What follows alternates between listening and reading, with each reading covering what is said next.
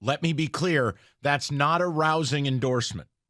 But I'm not. If you think you're tuning in today for me to yell and scream, it's not going to happen. Because here's the overriding message. The Lions got better. They did. I'd be an ass to come on the air and tell you they're not better.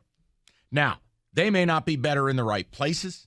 They may not be better in the ways you wanted.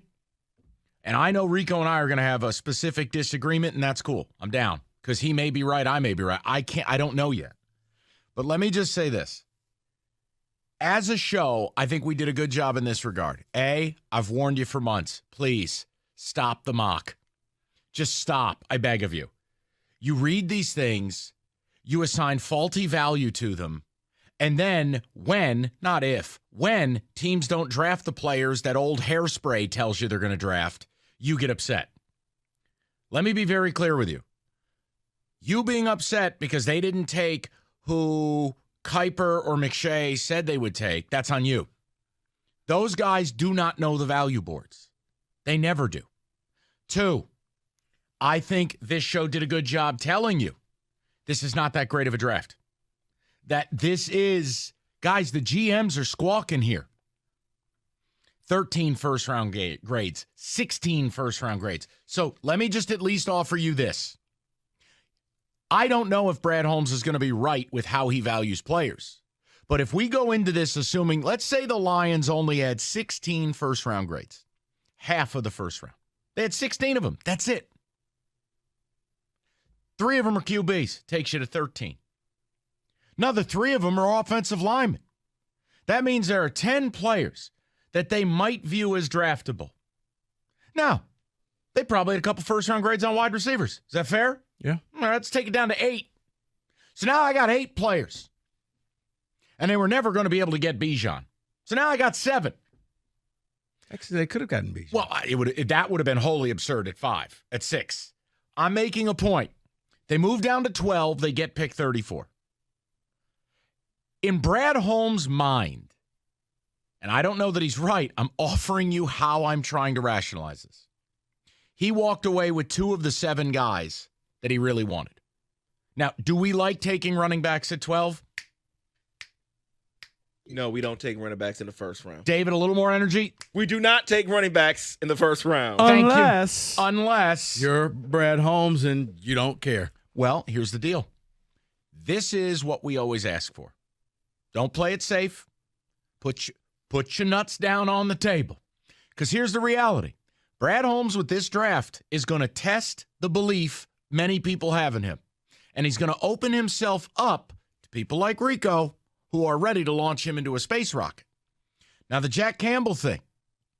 Do I want a middle linebacker at 18? Nope, not really. But what do we bitch about? How bad this team's linebackers are.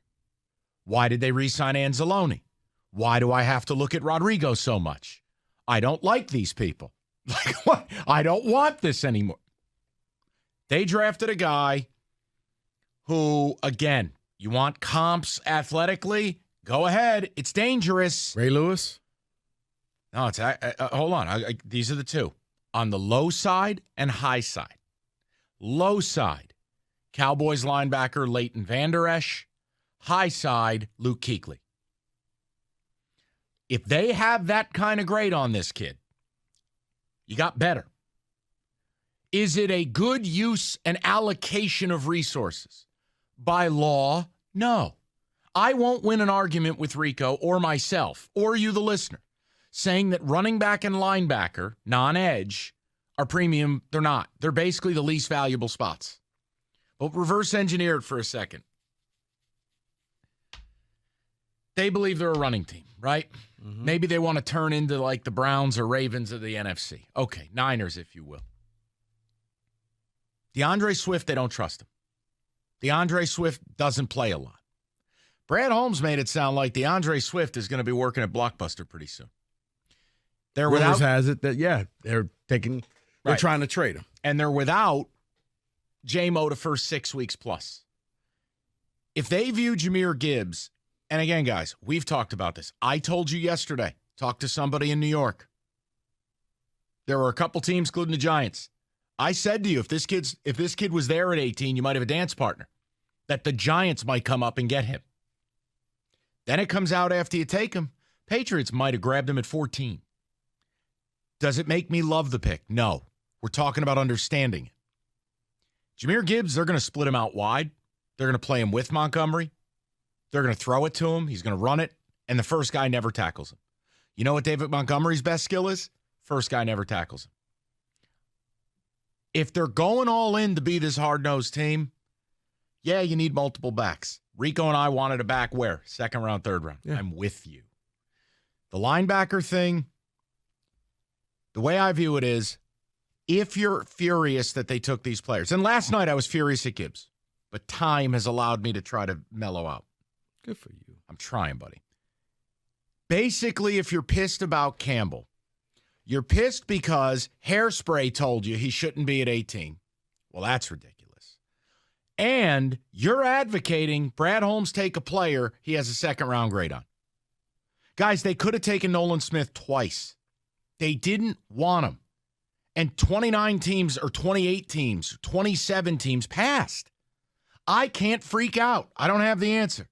The Jalen Carter thing is going to be what this all boils down to. If Rico's right and Jalen Carter's an all-pro, Jeffrey Simmons, Chris Jones, Aaron Donald type player, Rico's doing the happy dance. He'd do whatever he likes.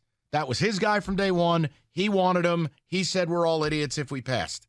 I stayed unemotional. I'm just like, I'm down if you want him, but I'm not going to freak if they don't take him. Newsflash, Seattle could have taken him. Good organization, right? Have a need up front. They didn't take him. They took a little guy. Right.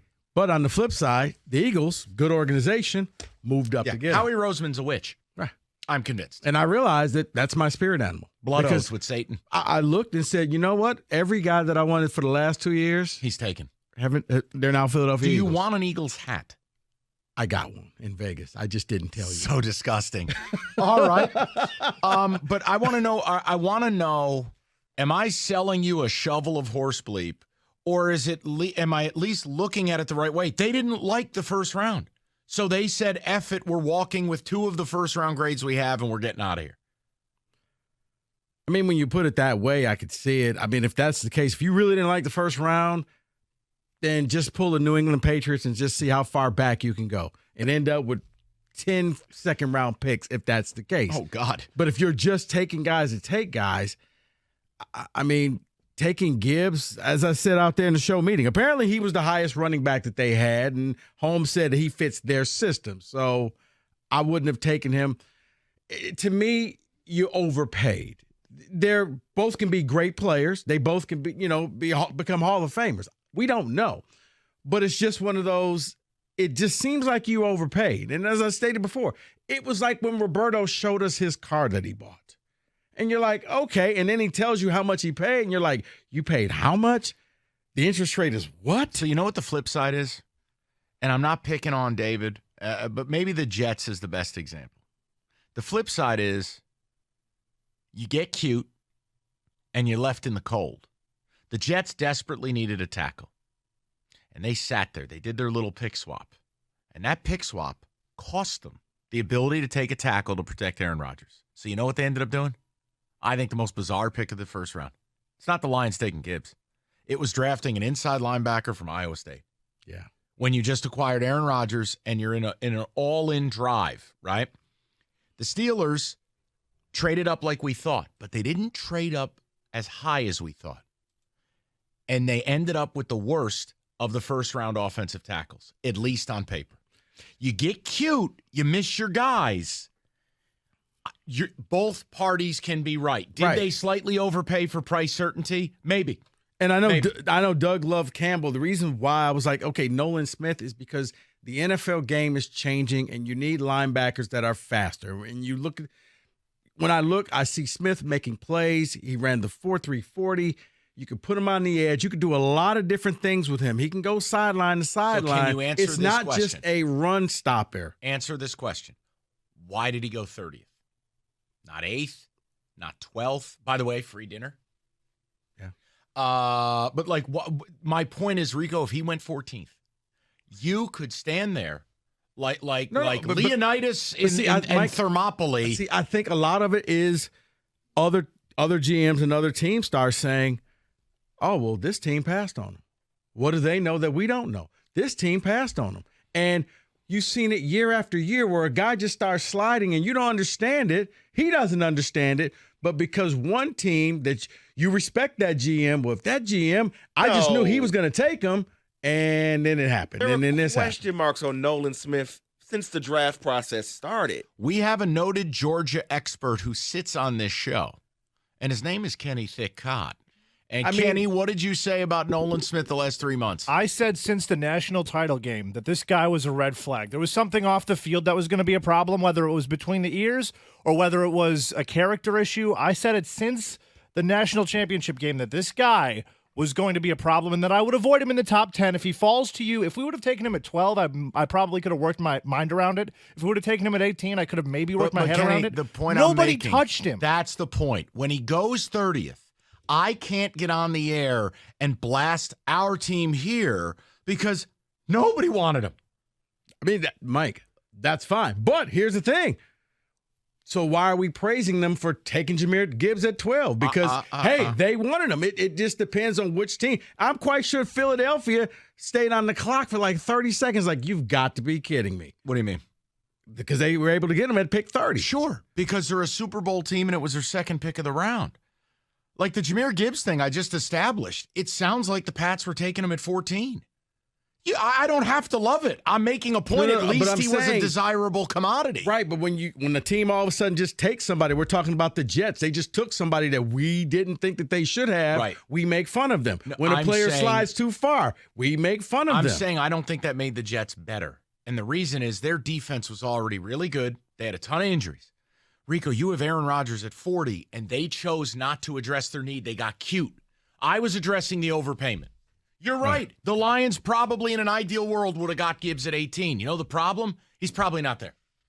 And then if you don't get your guy, you're left with your ding-a-ling in the wind. Now, you and I might disagree or 15 other running backs that if you really wanted them. Noted.